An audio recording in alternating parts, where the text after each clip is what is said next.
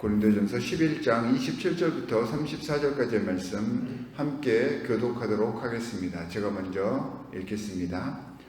그러므로 누구든지 주의 떡이나 잔을 합당하지 않게 먹고 마시는 자는 주의 몸과 피에 대하여 죄를 짓는 것이니라. 사람이 자기를 살피고 그 후에야 이 떡을 먹고 이 잔을 마실지니 주의 몸을 분별하지 못하고 먹고 마시는 자는 자기의 죄를 먹고 마시는 것이니라.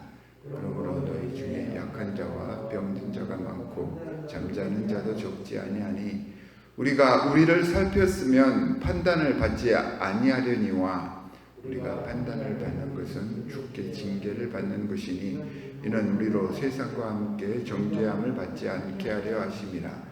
그런즉 내 형제들아 먹으러 모일 때에 서로 기다리라. 만일 누구든지 시장하거든 집에서 먹을지니 이는 너희의 모임이 판단받는 모임이 되지 않게 하려 함이라. 그 밖의 일들은 내가 언제든지 갈 때에 바로 잡으리라. 아멘. 주님의 말씀입니다. 자, 어제 말씀에 이어서 오늘 또 성찬에 대한 이야기가 이어집니다. 오늘 말씀에서는 이 주님의 성찬을 받는 성도들의 마음가짐에 대해서 바울이 고린도 교회 교인들에게 지금 조언을 하고 있습니다. 성찬식은 현대 교회에서도 아주 중요한 세례식과 함께 두 기둥이 되는 성례 의식 중에 하나입니다.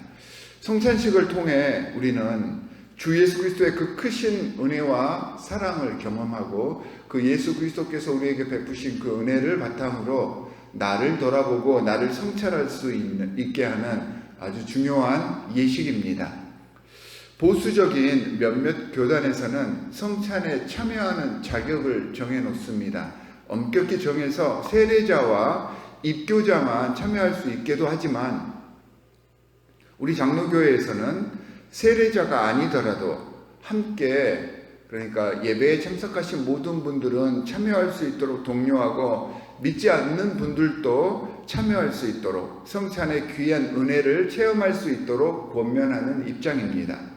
주님께서 제자들에게 베푸신 그 성만찬의 의미는 성찬이 단순히 믿는 자들의 교제 시간이 아니라 주를 알지 못하는 세상의 사람들을 주님 앞으로 초대하는 그러한 만찬의 의미가 될 수 있게 하자라고 하는 이러한 의미도 포함시키는 선교적인 입장이 가미되어서 저희 장로교회에서는 이제 모든 사람들에게 오픈하고 있는 그러한 입장입니다. 이런 교육적인 의미도 있지만 성찬에 참여하는 성도는 성찬의 그 상징적이고 영적인 의미를 바로 알아서 참여하기 전에 그 마음과 정성을 다해서 준비된 마음으로 참여해야 한다라고 하는 것을 오늘 바울은 고린도 교회 사람들에게 증거를 하고 있습니다. 27절에 보니까 성찬에 합당하지 않게 참여하는 것은 옳지 않다라고 강조를 하고 있습니다. 합당하지 않게 참여한다라고 하는 것은 이 성찬이 교회를 세운 이유를 증명하고 예수 그리스도께서 이 땅에서 보여주셨던 여러 가지 많은 것들을 함축해서 그걸 세워나가는 것인데 그렇지 않게 참여를 한다는 그런 의미입니다. 그러니까 오히려 이 성찬에 참여하는 행동 자체가 교회를 업신여기는 결과를 가져오고 공동체에 속해 있는 다른 사람들, 특별히 오늘 말씀에서는 성만찬에서 비교적 소외되는 가난한 사람들이나 노예 계급의 교인들에게 상처 주는 무절제하고 사랑 없는 행위들은 성찬식을 오히려 욕되게 하고 교회의 격을 떨어뜨린다라고 바울이 이야기를 하고 있는 것입니다. 어제도 문정현 목사님께서 성찬, 그 당시의 성찬에 대해서 말씀을 해주셨는데 당시의 성찬은 지금과 다릅니다. 지금처럼 상징적인 예식이 아니라 실제적으로 성찬 예식과 또한 공동체의 공동 식사가 함께 이루어지는 그러한 형태였습니다. 후대에 오면서 교회 공동체가 점차 커지니까 이러한 형태의 성찬이 불가능해지고 조직화되면서 이제 성례식과 교제 시간이 분리가 되었고 예식이 간략화되면서 현대의 성찬식의 형태로 이렇게 발전을 하게 된 것입니다. 그 당시 초대교회에서는 그러니까 각자가 음식을 준비해서 함께 식사를 했는데, 문제는 함께 식사를 할 때 이 함께의 의미를 잘못 적용을 했던 것입니다. 함께라고 하는 것은 구분이 없이 모두가 다 교회 안에서 동등한 입장으로 식사를 할 수 있었어야 되는데, 여유 있는 권력층이나 부유한 자들은 자신의 음식을, 충분한 양의 음식을 준비해서 제 시간과 공동체 모임 시간에 참석해서 자신들의 필요를 채울 수가 있었지만, 그 당시 이제 가난한 사람들이나 노예계층 사람들은 만찬을 위한 음식을 준비하기도 힘들었고요. 준비를 했더라도 그 질이 높지 않을 수밖에 없었습니다. 게다가 이들은 주인에게 얽매여 있고, 또한 자신들의 본업을 해야 했기 때문에, 노동을 해야 했기 때문에 교회의 성찬 시간에 맞춰서 제때에 올 수가 없었습니다.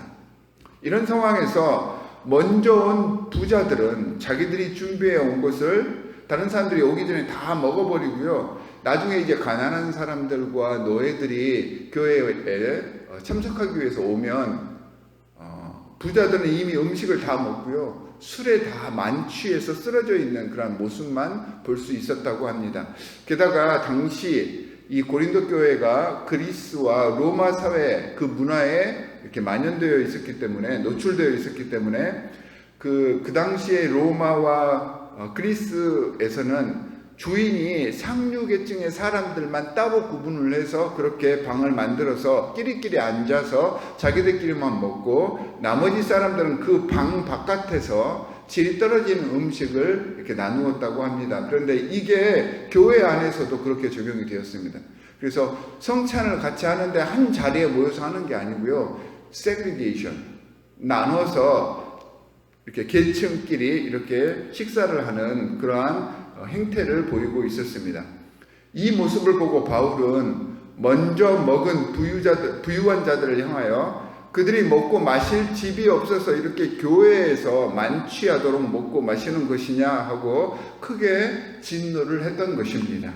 그들이 교회에서 이렇게 하는 것은 교회의 주인이신 하나님을 멸시하는 것이고, 교회에 세워진 이유를 무시하는 것이고, 또한 하나님께서 허락해 주신 자신들의 그 지체들, 가난한 사람들이나 노예들을 부끄럽게 하는 것이다 라고 지금 말씀을 통하여서 책망을 하고 있습니다. 교회 공동체의 목적과 성례전의 이유는요, 주 예수 그리스도의 몸을 세우기 위함입니다. 예수께서 이 땅에서 자신을 희생하여서 헌신함으로 우리 죄인들을 자신의 몸처럼 섬기셨고, 우리를 하나님의 자녀로 세워주셨듯이 성례전을 통하여서 서로를 세우고 배려하며 연합함으로 하나 되기 위해서 교회에서 제정해 놓은 그러한 예식들입니다. 하지만 이런 하나님과 그 아들 예수 그리스도의 삶과 뜻과는 아예 무관한, 자신들이 만들어 놓은 계층과 계급을 나누고 끼리끼리 특권층만의 향유를 위한 그러한 성찬이라면 말만 성찬이지 죄를 짓고 주님의 뜻을 거스르는 일임을 지금 바울이 고린도 교회에 선포를 하고 있는 것입니다. 그러면서 결론적으로 바울은 고린도 교인들에게 성찬식의 올바른 그런 집행을 위해서는 이렇게 하라라고 구체적으로 충고를 합니다. 자신들의 행위가 다른 사람들, 그러니까 약한 사람들이 될 수도 있고 병든 사람들 혹은 교회에 참석하지 않는 이방 사람들을 이야기할 수 있고, 소외당하는 사람들, 이 모든 다른 이들에게 어떻게 보여질지를 먼저 생각하라는 것입니다.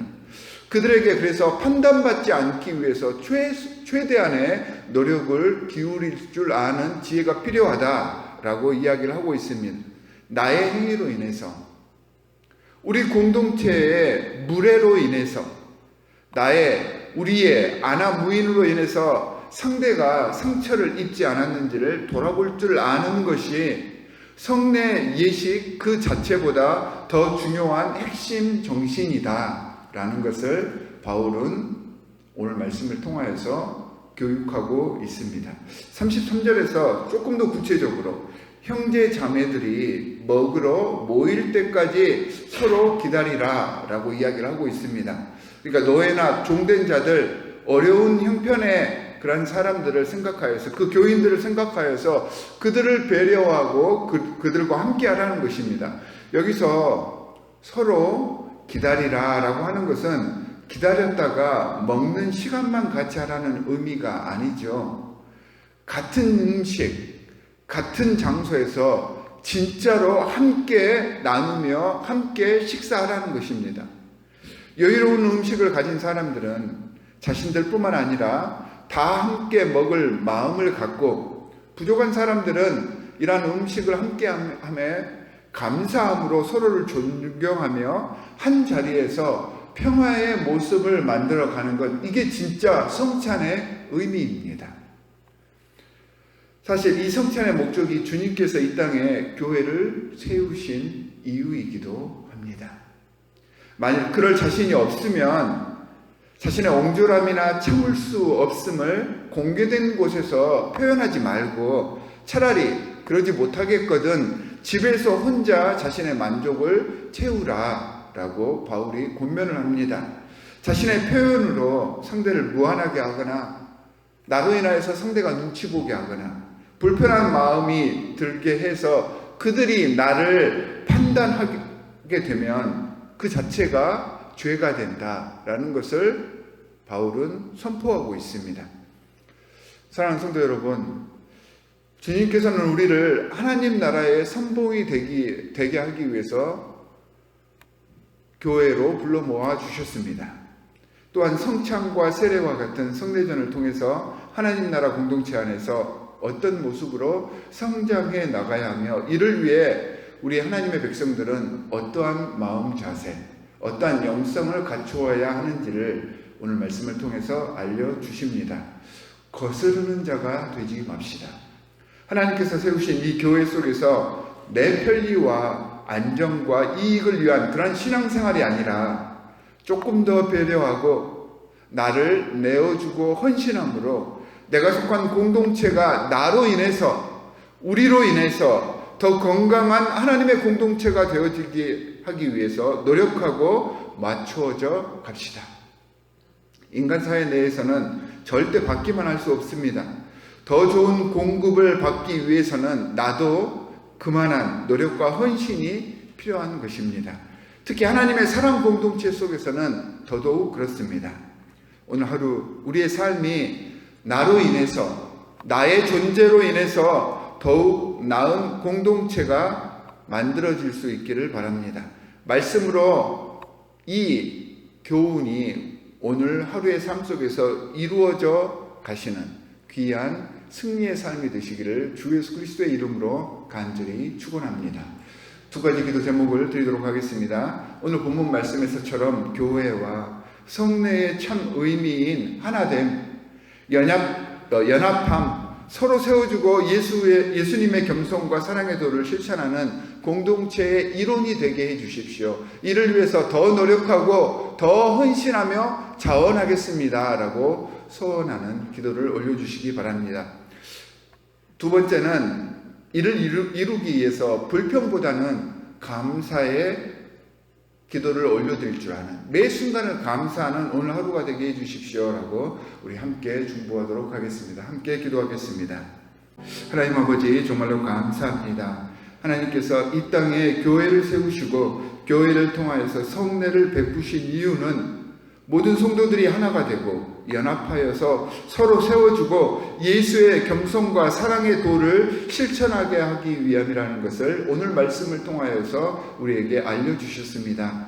하나님, 저희는 인간이기 때문에 이러한 주님의 계획과 교회의 목적을 알고 있으면서도 제대로 실천하지 못할 때가 너무 많았습니다. 이 시간 주님 앞에 간구하며 주님의 도움을 간절히 바라오니 성령으로 우리와 함께하여 주시옵시사 우리의 세상적인 그런 정욕들을 제거하여 주시옵시고 우리를 통하여서 하나님 나라의 아름다운 건설을 위한 귀한 사랑의 메신저의 역할을 감당할 수 있는 능력을 저희들에게 허락하여 주시옵소서. 하나님, 주님께서 함께하여 주셨을 때 능치 못할 일이 없을 줄 믿습니다. 주님께서 함께하여 주셨을 때 이 교회를 통하여서 하나님의 사랑이 점차 세상에 확산되며 주를 알지 못했던 불쌍한 심령들이 주님 앞에 돌아오는 우리의 모습을 보고 우리의 평안하고 하나 되고 연합하는 모습을 보고 주님 앞에 몰려오는 놀라운 기적의 역사가 이루어질 줄 믿사오니 우리를 주님 나라 건설의 귀한 도구로 활용하여 주시옵소서. 하나님을 이를 위하여서 우리 입에서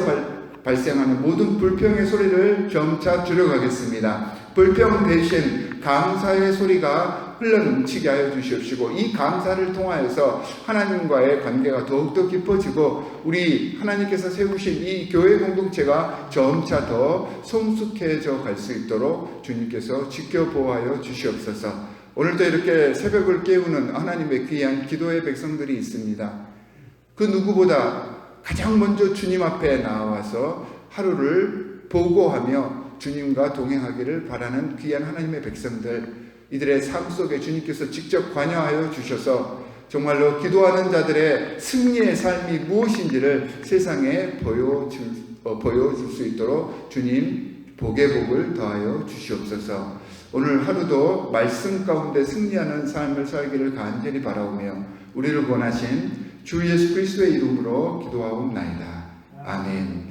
하늘에 계신 우리 아버지여, 이름이 거룩히 여김을 받으시오며 나라가 임하시오며 뜻이 하늘에서 이루어진 것 같이 땅에서도 이루어지이다. 오늘 우리에게 일용할 양식을 주시옵고 우리가 우리에게 죄 지은 자를 사하여 준 것 같이 우리 죄를 사하여 주시옵고 우리를 시험에 들게 하지 마시옵고 다만 악에서 구하시옵소서. 나라와 권세와 영광이 아버지께 영원히 있사옵나이다. 아멘.